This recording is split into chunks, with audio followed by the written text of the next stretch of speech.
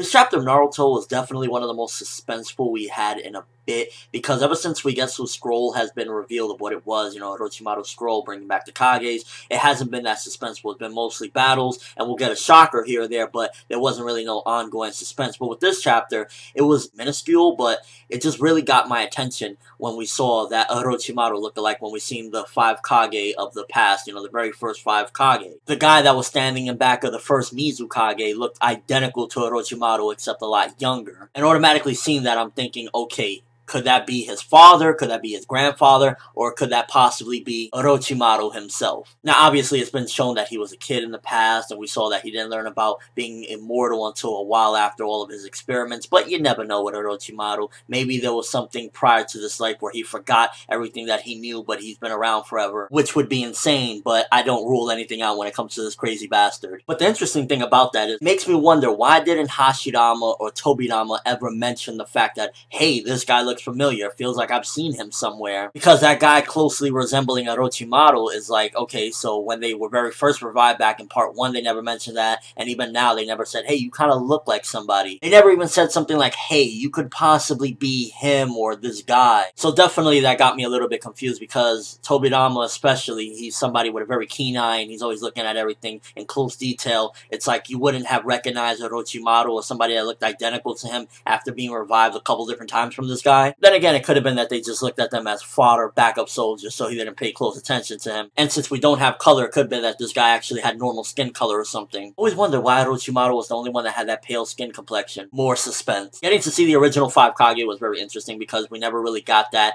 One of them kind of looked like somebody from Lord of the Rings or some shit, and they kind of was very old looking, and they didn't look like how the Kage look nowadays, but they definitely had this very rugged and old time look to them, which was interesting. And it definitely pushed forward the main message of this chapter, and that's that Hashirama's dream has come true. Because as he sat at that table with the original Kage, he had this dream of one day everybody working together and being united and not being separate. And we see at the very end of this chapter, when all the 5 Kage arrive, yes, his dream has indeed come true. So it's like, with everything bad that's happened, there still has been some good happening because of the bad. Yin and yang, I guess, so to speak. So I guess that point of the chapter was definitely succeeded, and we actually got the progression of the Kages arriving. So we got a bit of progression in this chapter. Although as far as current timeline goes, we didn't really get too much aside from the Kage showing up, and Sasuke using Jugo's power so he could go up against Obito as well. Another thing that caught my eye in this chapter, and I guess one of the characters that pretty much made this chapter really interesting, was once again something that Orochimaru said. He said out of all the experiments he had, he's been through a lot of people,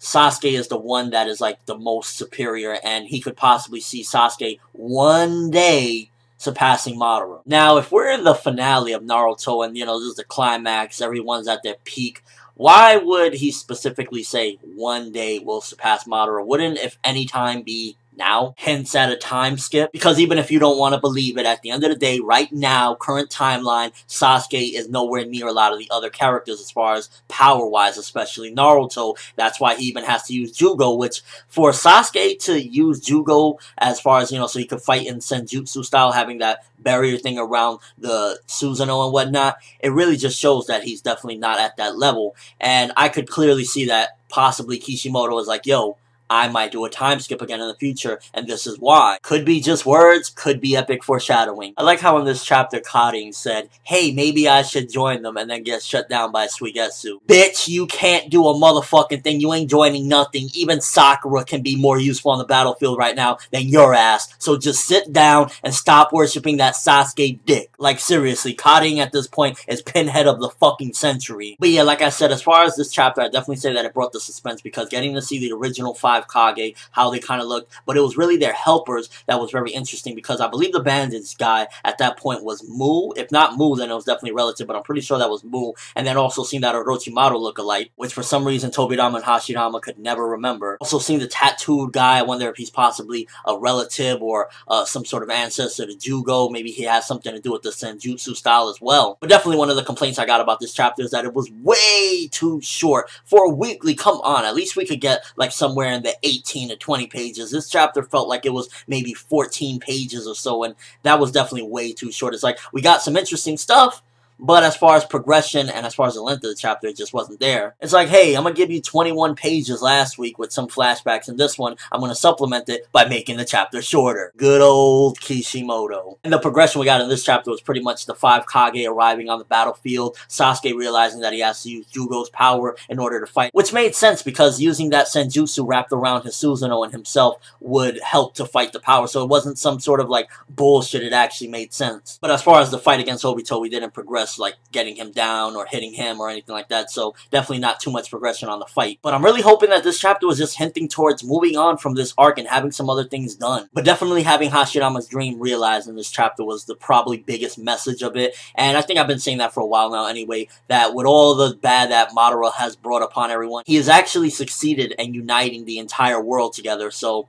there's that to think about. Let me know what you think. First of all, that Orochimaru lookalike. Who the hell was it? Was it a relative of his, an ancestor? Was it him himself? Somehow he's just been lingering around this entire time on some crazy shit. Also want to note real quick that even in the past, the Sand Village was being a dick because remember in part 1, one of the villages that really pissed everyone off, I think, was the Sand Village because they were always on some other shit. And then in this chapter, we get to see that the Sand Village, even in the past, they were like, well, we already gotta beat you. We want money. We want land. We want more power. Fuck off. Get the sand out of your vagina. Also, that line from Orochimaru about Sasuke one day surpassing Madara Uchiha. Do you think that day will come now? Do you think that this is hinting at a further time skip in another arc? And at this point, do you feel as though Madara has done more good than bad? I mean, after all, he is the villain, but he succeeded in uniting the entire world. Isn't that a better thing than everything that he's done? Let me know in the comment section below and your overall thoughts of this chapter. I'm gonna give this one 6.5 out of 10. I felt as though this was a fine chapter. It had some good elements. It was light on the progression, very short, so it was fine and it had some suspenseful moments, and I'm hoping that this is leading up to something bigger. But that's all I have for this review. Thanks for watching. Hope you enjoyed. Thumbs up if you can't wait to see what the hell is going on with this mystery of this Orochimaru lookalike from the past. What the hell is going on with that? I'm ForneverWorld, and as always, people,